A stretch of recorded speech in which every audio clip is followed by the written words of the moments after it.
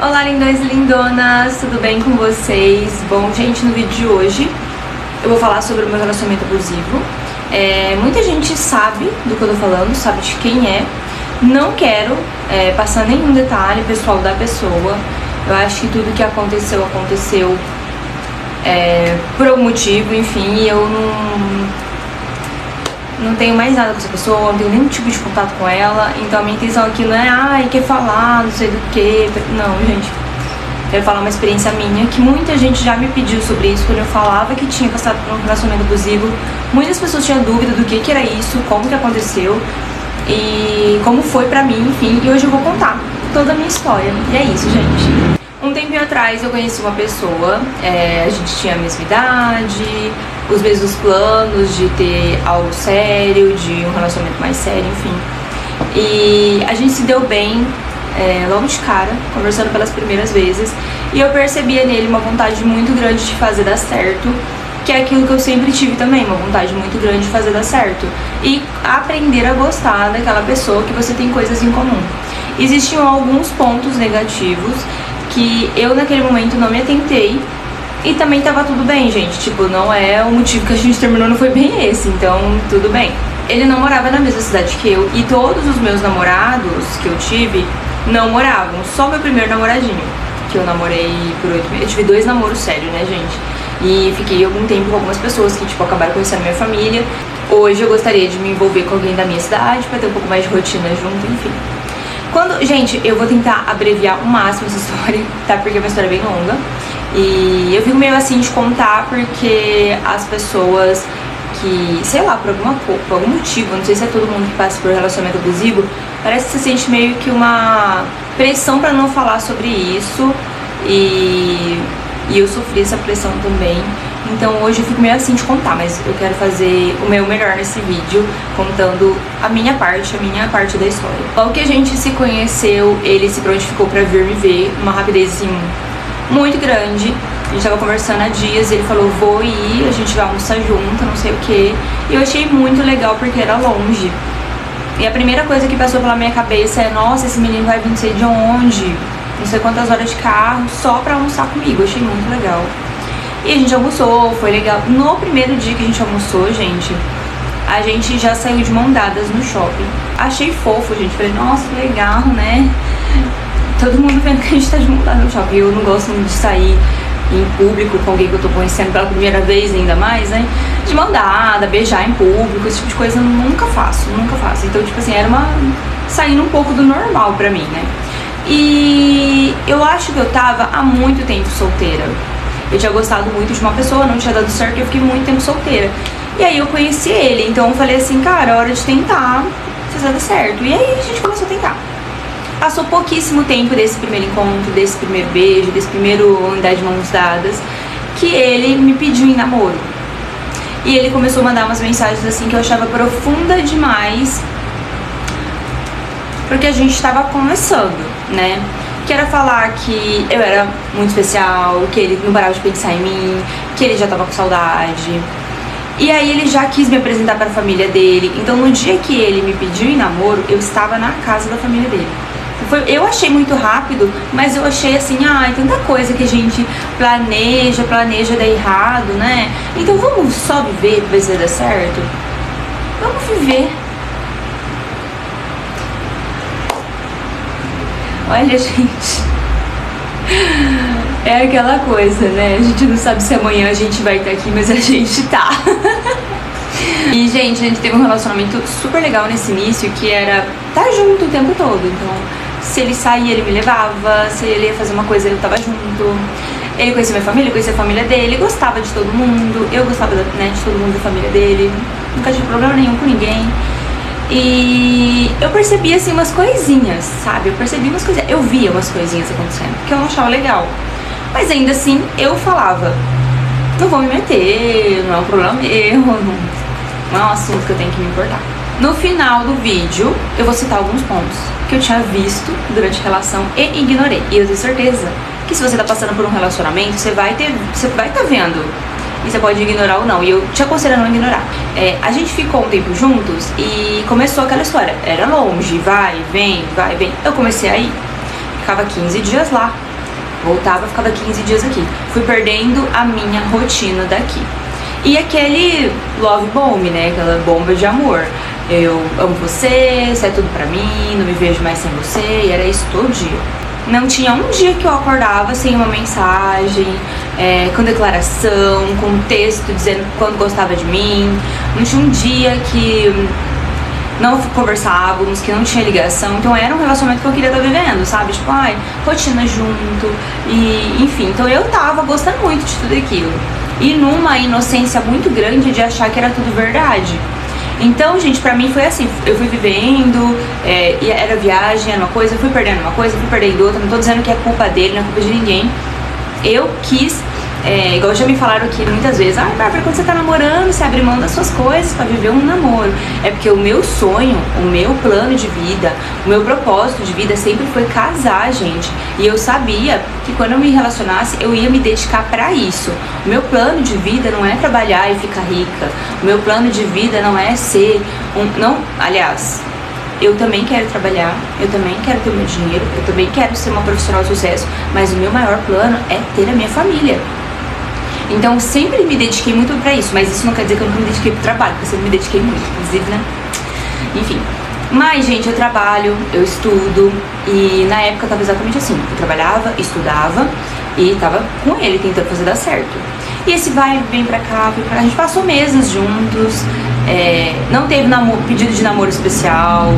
Sabe quando você sonha, ele vai me levar num restaurante e na sobremesa vem escrito que quer namorar comigo. Não teve nada, gente, não teve nada. A gente tava na casa da família dele, deitado no sofá assistindo alguma coisa, e ele perguntou se eu queria namorar com ele e eu aceitei. Aí eu falei pra ele, fica de joelho. E ele falou assim, precisa mesmo? Enfim, gente, eu quero deixar bem claro aqui nesse vídeo que eu gostava muito dele. Eu gostava muito dessa ideia, dessa idealização e desse papel que ele tava fazendo também, né? Que era de dizer que era apaixonado por mim, louco por mim, que faria tudo por mim, sabe? Que queria me cuidar, que queria tudo, que, sabe? A gente é um casal, a gente tá junto, a gente é família. E era isso que eu queria pra mim, né? E então eu acreditei em tudo e eu não me culpo em nenhum momento, porque como eu já falei pra vocês em alguns vídeos anteriores, sendo o meu plano de vida eu estar com alguém e eu tô com aquela pessoa, eu vou dar o meu melhor. E não é porque ele é a pessoa que eu vou dar o meu melhor, eu vou dar o meu melhor pra qualquer pessoa que estiver comigo. Eu coloquei nele, gente, todo aquele ânimo, aquela vontade de lutar, aquele relacionamento que vai dar certo, que eu vou fazer dar certo. Eu coloquei nele esse empenho, né? E se não desse certo, tudo bem, eu ia sofrer, chorar, eu ia passar. E aí, numa próxima oportunidade que eu tivesse com alguém, eu ia pôr o mesmo empenho. Eu vou namorar. Gente, o sol tá começando a aparecer aqui, talvez eu tenha que mudar de lugar, tá? Mas é só por causa do sol, porque começa a refletir demais nas roupas. E fica diferente, né? Vida que segue. Relacionamento seguindo. A gente não estava há muitos meses juntos e começou aquela sensação de gostar demais dele. Eu percebia que batia bem assim numa dependência emocional, porque eu comecei a viver muito a rotina dele. Quando eu ia pra cidade dele, eu não tinha minha rotina. Tava difícil eu não gostava da cidade que ele morava. A gente odiava aquela cidade, com todo respeito, Deus que me perdoe. Eu odiava aquela cidade. Então eu ia pra lá, ficava triste, sozinha. Eu dava um jeito de limpar a casa, eu dava um jeito de dar um passeio ali na cidade, tentava me arriscar pra alguns cantos, ia pro mercado, enfim. Mas no fundo, eu estava sozinha. E ele ficava bastante tempo no trabalho, então eu ficava tipo assim, sabe quando você não tem mais sua rotina na cidade que você mora, porque você nunca tá lá. Você não tem mais sua rotina na cidade que você foi, porque você não conhece nada nem ninguém. Então eu ia tentando, sabe? Eu tinha uma blogueira, né, que vocês até chegaram a ver. Ela morava nessa cidade, aí ela viu que eu tava lá, a gente marcou de fazer umas 3 coisas juntos.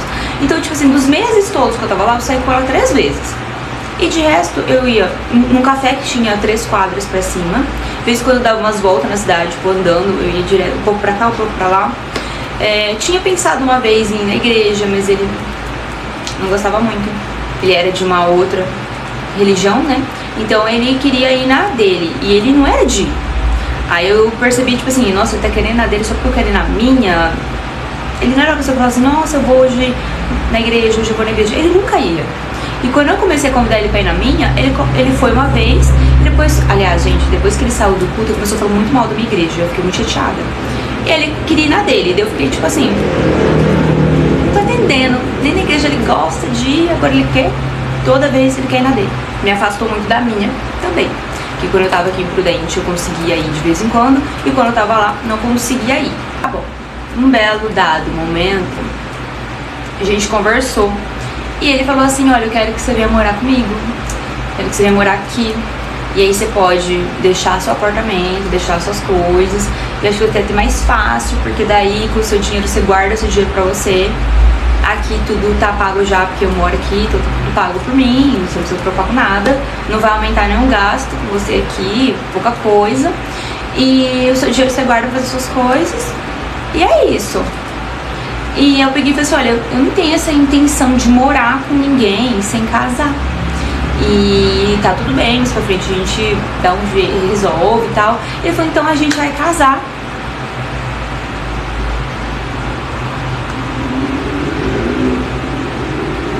A gente conversou que ia noivar, não foi um pedido de noivado. A gente conversou, vamos? Ah, vamos. Ah, eu amo você, não vivo sem você? Vamos. Pra mim parecia tão certo que eu falei, vamos. E aí a gente noivou. Quando a gente noivou, foi assim, eu fiz um jantar num lugar que eu conheci aqui na minha cidade. E aí a gente foi, eu escolhi a aliança no shopping, eu olhei as alianças, ele não tava na cidade, mandava foto e tal, que você achou dessa, que você achou dessa, escolhemos e vida que segue. Escolhemos as alianças, escolhemos o dia e fomos no jantar, a família dele veio, minha família dele veio, tudo muito legal. Noivamos. E aí, gente, que depois do noivado, a história começa a ser diferente. Até o dia do noivado, tudo que tinha acontecido tinha sido muito legal. Existiam, sim, algumas red flags, algumas coisas bem diferenciadas acontecendo, que eu vou contar depois. Depois que eu contar a parte ruim, eu conto. E eu não me atentei. Então é muito importante que eu sabia de algumas coisas, ignorava elas, e elas vieram à tona quando eu percebi que estava num relacionamento abusivo. Então vamos pra parte ruim agora? Então vamos. A gente ficou noivo e não demorou muito tempo pra começar um negocinho estranho acontecer. Ele ficar diferente, já não era mais aquela coisa muito presente, não era aquela coisa, tipo, era vários comentários que eu não gostava, várias atitudes que eu achava legal. E eu sabia que essas atitudes vinham de antes, e antes eu relevava porque era início de relacionamento, porque parecia muito bobo, porque parecia muito inocente. E aí foi acontecendo com mais frequência. Ai, que coisas foram essas? Gente, fez comentários sobre o meu corpo, que eu não gostava. Comentários dizendo que o meu corpinho, lindíssima, não tava bom. Comentário do óculos, que ele já tinha feito. Comentário do peito, que não era grande o suficiente. Que minha bunda não era grande o suficiente. Ah, mas Bárbara, ele falava assim pra você? Não. Eram pequenas ele plantava pequenas sementinhas na minha cabeça pra me fazer me sentir insegura. E isso foi acontecendo durante todo o relacionamento, que eu só vi depois, tá? Ele falou, nossa, tem que malhar mais glúteo. Eu acho que um homem, quando ele fala pra uma mulher que ela precisa malhar mais glúteo, é porque tá dizendo que ela não tem, né? Ai, Bárbara, mas ele queria seu bem. Calma. Quando o andar da carruagem for indo pra um canto, você vai entender que não era, né? E outra, eu nunca comentei sobre o corpo dele, porque eu podia falar pra ele malhar também, né? Pra perder a barriguinha, né? Ou glúteo, enfim. Mas eu nunca falei pra ele que ele tinha isso, porque eu tinha respeito, carinho e claro, uma empatia enorme pra uma pessoa que eu amo. Eu vou ficar falando os defeitos físicos da pessoa, gente, na minha cabeça não faz sentido algum. Falava, você é bonita, mas se você colocasse silicone, você ia ficar muito mais, uns 300 ml de silicone, senão. E eu assim, gente, eu juro pra você que eu era muito mais magra, né? Hoje eu ainda tenho aqui um negocinho, mas eu era muito mais magra, então eu não tinha nada. E quando eu colocava qualquer tipo de blusa, qualquer tipo de biquíni, qualquer coisa, gente, nada, não aparecia nada. Sabe quando nem o sutiã faz volume? Eu colocava camisetinha, gente, nem o sutiã fazia volume. Então eu me sentia muito insegura. E era um trem que eu ficava muito insegura. E eu percebia que ele seguia várias mulheres com peitão, várias mulheres com bundão, e aquilo me incomodava muito, e ele curtia foto, e ele tava o tempo todo ali na rede social, e era seguindo gente nova, e eu, gente, no trem começou a ficar tóxico pra mim, porque ele fazia uma comparação e eu via ele ali olhando uma outra coisa que eu não era, né? Então por que tava comigo? Na época, eu não fazia faculdade, eu fazia supletivo, e ele não sabia. E eu tinha uma insegurança imensa com a questão do supletivo. Eu não era uma pessoa estudada, eu queria muito ser, sempre foi o meu sonho, e eu não tinha estudo ali porque eu tinha que fazer o supletivo pra poder começar a faculdade. E eu tinha uma insegurança muito grande de contar pra ele. E aí um dia, a minha mãe mandou um áudio falando, ela tava brava comigo e falou umas coisas.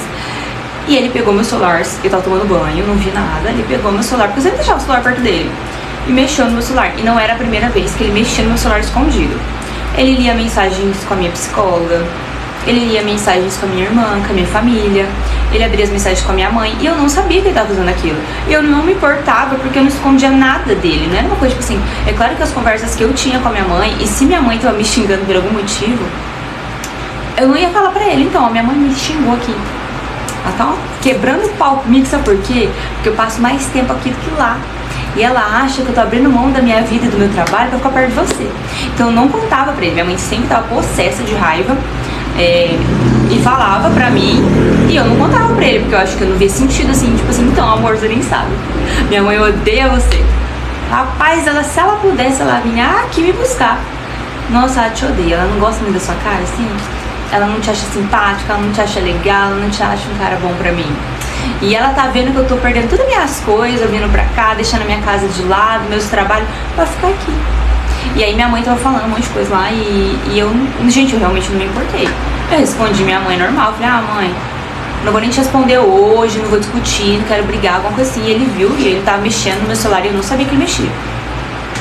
Aí a minha mãe falou alguma coisa, eu peguei e contei pra ele, olha, tem uma insegurança, que é a minha questão da faculdade, eu não tinha feito faculdade, eu não tinha estudado, tô fazendo supletivo, eu tenho vergonha de estar fazendo supletivo.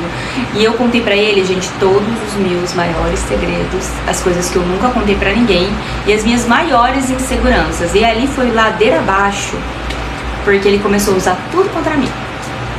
Me espantei de ver isso acontecendo, mas eu já tava na dependência emocional nesse momento, que era aquilo que eu contava pra ele tudo, a gente é parceiro, a gente é amigo, e a partir disso que eu tô te contando, eu acho que a gente vai ter mais intimidade, que eu tô te contando as minhas coisas, não é possível que você vá usar isso contra mim. Mas usou. Ele chegou em alguns momentos, falar assim pra mim, olha, eu podia estar com uma médica, eu podia estar com uma mulher rica, eu podia estar com alguém muito melhor que você, mas eu gosto de você.